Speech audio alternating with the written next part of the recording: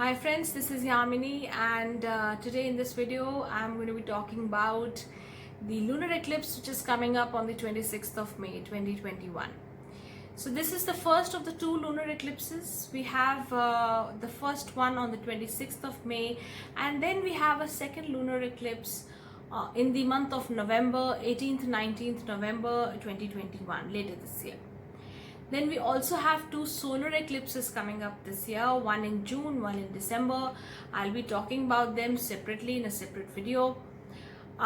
In this video, I'm going to be talking about what this lunar eclipse signifies for us and what is going to be the effect on all the 12 signs. And do we really need to, get scared or fear an eclipse whenever it happens? What kind of opportunities does it present actually to us? So before I go ahead, do remember to subscribe if you haven't done so already, and give a thumbs up if you like the content.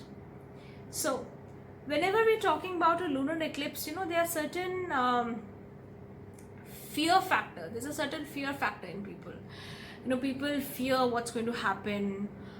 Pregnant women fear about it. People are very scared of starting anything new or doing anything auspicious, etc. Now see, all this depends on whether the eclipse is actually visible to you in your location. Does this eclipse turn out to be a total lunar eclipse or not? Now regarding this particular lunar eclipse on the 26th of May, it is not going to be a total lunar eclipse in India, in the Indian subcontinent. For us in India, it's going to be a penumbral one, and for people towards the east of Asia, Australia, Pacific Ocean, etc., it is going to be a more visible eclipse. Okay. So first of all, for the majority of us, and I understand that majority of us are Indians in the Indian subcontinent, first of all, we don't need to fear about it. There is no need to fear an eclipse. And why so?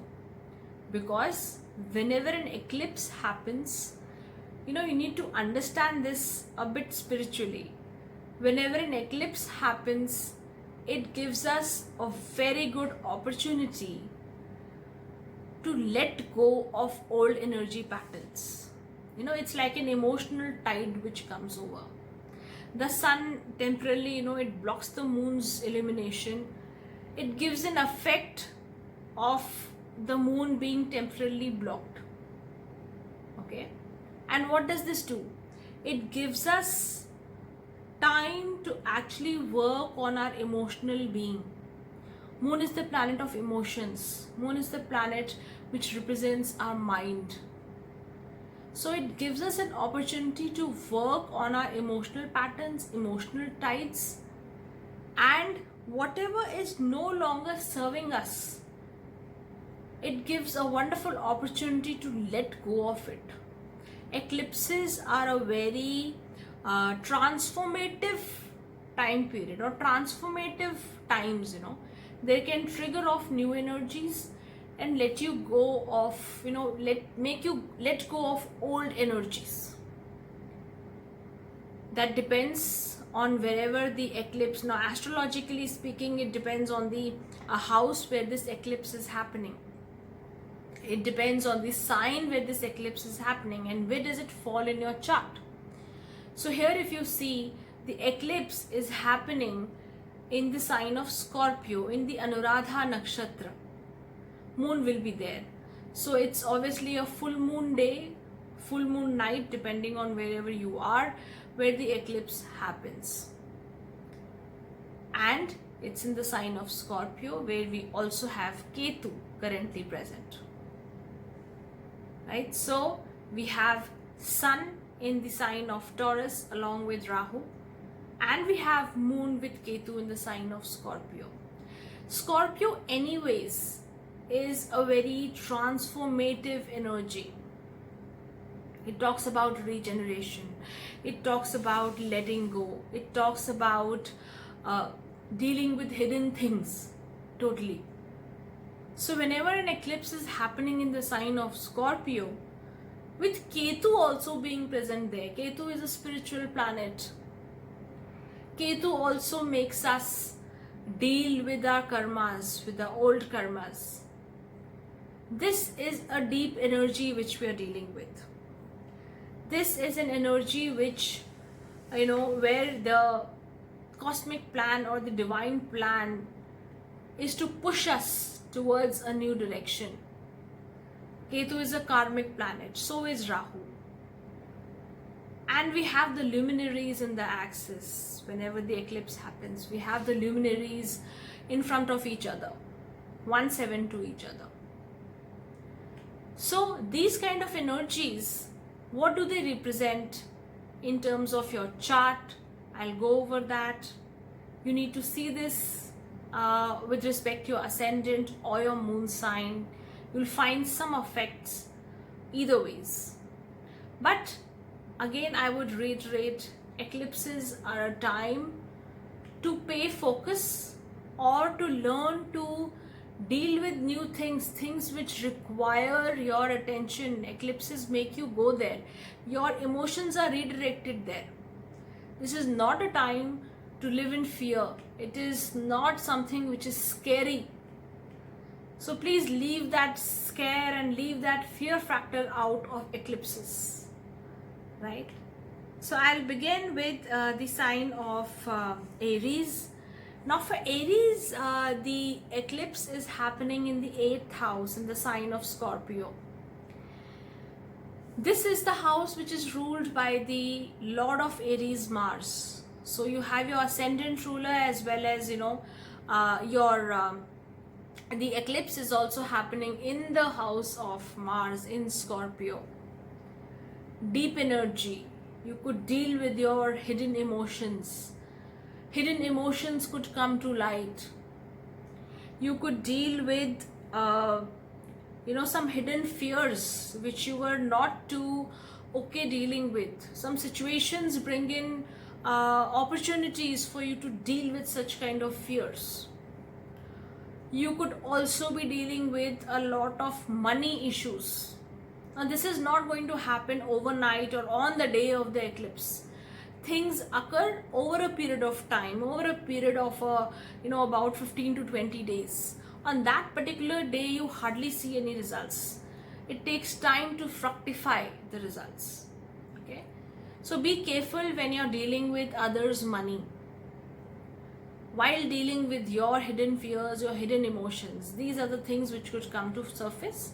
And you also have to be very careful while dealing with others' money and others' assets. This includes your spouse's money, includes your joint money, joint assets.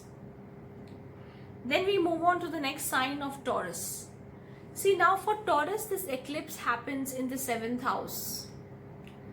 The 7th house, which anyways has Ketu there, so Moon and Ketu are, combined in the 7th house, in the sign of Scorpio. There is a direct effect on your relationships. Some of you might be wanting to let go of certain relationships which are no longer serving you. Now this again will not happen on that particular day or suddenly. A pattern will begin to form. Your emotions will start taking over in that fashion. So you could let go of relationships which are no longer serving you. You might be spending a lot of time or spending a lot of your mental energy on things, on other people, which is unproductive totally.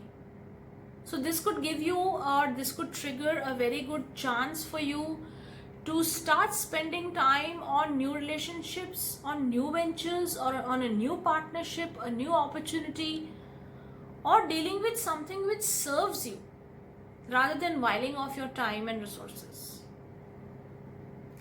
Then moving on to Gemini. For Gemini, this eclipse happens in the 6th house, a very important house. Here, you could deal with certain health issues, or you could start paying attention to your health. And I think you should do that. If you are not in the habit of taking care of your health, of your daily routine, this eclipse could bring in opportunities where you actually could, be more aware towards your health, towards your routine, towards your daily habits. You could let go of such habits which are no longer serving you on a daily basis. There could also be a chance where you let go of some people, some helpers in your house, people who serve you, or there could be some co-workers or people who are serving under you.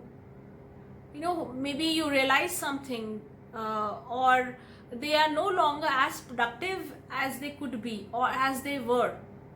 So you kind of realign things in that aspect of your work. Then the next sign, that is of Cancer. Now for Cancer, whenever an eclipse is involved, your Lagnesh is involved directly. And this eclipse happens in the 5th house. 5th house of your creativity, 5th house of your intelligence. And Moon is anyways in a state of debilitation here as well. This is a time to first of all take care of your health. There could be some health issues. Those of you who are undergoing any kind of a emotional issue or a psychological problem, this could be a little tough time, or this could actually bring in some healing as well, because you leave old patterns and you move towards newer things. So this is a good time to take care of your mental, your emotional health, your well-being, your relationship with your children. You could, bring about some change in your approach towards handling your children. You could express yourself a little differently when it comes to creative expression. Then we move on to the next sign, which is Leo. Now for Leo, this eclipse happens in the 4th house. 4th house of your comforts, 4th house of your mother. This is a time to understand what is it that you're actually deriving comfort and pleasure from. Okay, maybe you were too engrossed with your material comfort, the luxury of your home, etc. So there could be a little juggling up or realigning as to what is finally serving you, what is finally giving you happiness. Does your family give you happiness? Does your material comforts, material pleasures around you give you happiness?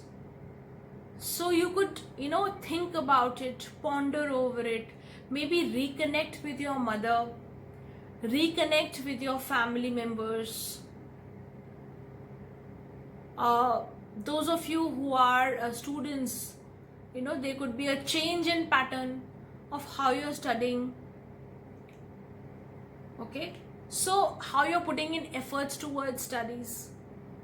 So these could be the major things which could actually bother you, which could actually trigger in change for you, mentally, emotionally. Then the next sign of Virgo. So for Virgo, this eclipse happens in the 3rd house of Scorpio, where Moon is there, Ketu is there, and this energy could actually trigger in, some kind of an upheaval. 3rd house is also our subconscious mind. And here with the sign of Scorpio, with the Moon and Ketu energies combined together, this could be a transformative time. What goes on in your subconscious mind? You could go over your thinking patterns. You could decide mentally as to what kind of initiatives do you need to take. Are you thinking in the right direction? Are you planning in the right direction? Are you communicating properly?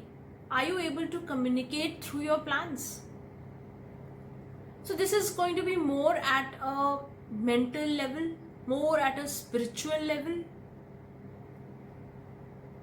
And at a physical level, you could also, kind of make, or replan your travels. There could be some travel which you were thinking about, which is not going to be on the cards anymore. There could be changes overall, which you might have to adopt. There could be changes, with respect to your relationship with your siblings. Renewal of a relationship. Maybe you were not talking to your sibling, or maybe there was not a proper connect with some sibling, which can now get forged again, which you could, give you a, there could be a renewal of a relationship, etc. Then we move on to the next sign of Libra.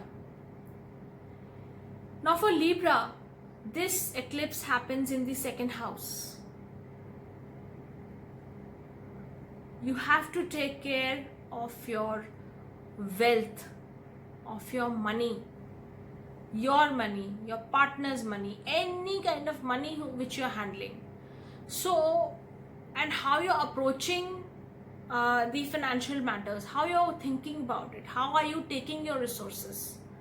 Were you too conservative about your money, or in certain cases were you too too extravagant towards spending your resources? This could be a time to realign your thinking towards your finances, towards your resources, and how are you expending them within the family. Some of you might start feeling the effect earlier as well, and for some it will trigger in, it will gradually come in, because on the particular day of the eclipse, you will not see any results. It will come in gradually over a period of a few days. Then we move on to the next sign of Scorpio. Now for Scorpio, this eclipse is happening within the ascendant, with the debilitated moon in the ascendant, Ketu, and the eclipse happens here. This is a time for transformation. For some, it will be a mental transformation as to what you're doing, which direction is your life going in, how do you need to align your things, how do you need to prioritize things in your life. And for some, it could be a physical transformation in terms of image makeovers. What is your image? How are you projecting yourself? It becomes very important to you. How are other people perceiving you? Others' perception becomes very important for you, and you could get a chance to work on that. So time to think over it, time to ponder and prioritize as to how things are happening about you mentally, physically. How is the perception which you're giving to the world?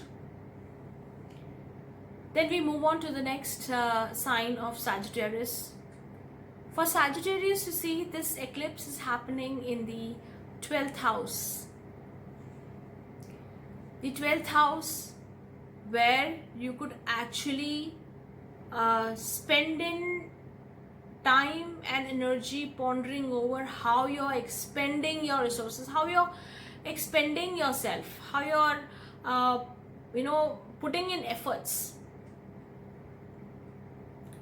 So this could actually be a time to introspect about how your energies are going. Are you frittering away your energies? Are you utilizing your energies, your time, your resources properly? Or is it all just going into wastage? This could be a time to also connect with the higher power, connect with the divine, spend some time towards your spiritual growth, meditate, connect with the Guru, connect with your higher self.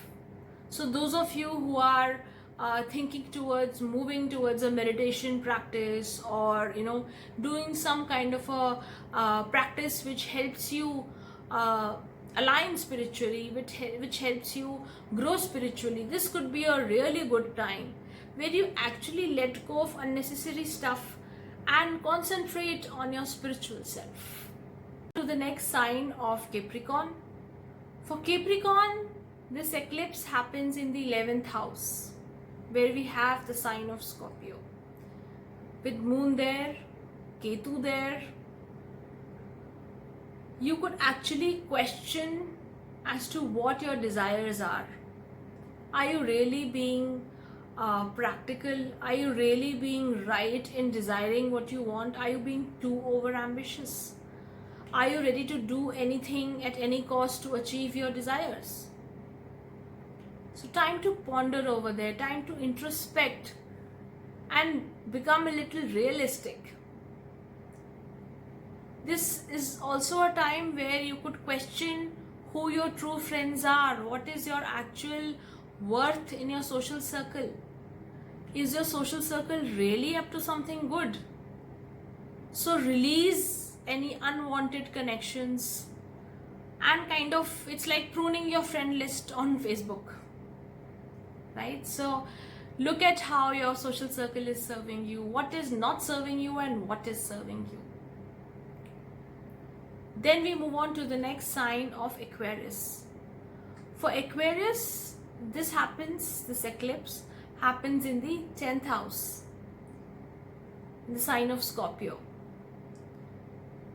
So you decide what is actually your worth in the professional circuit.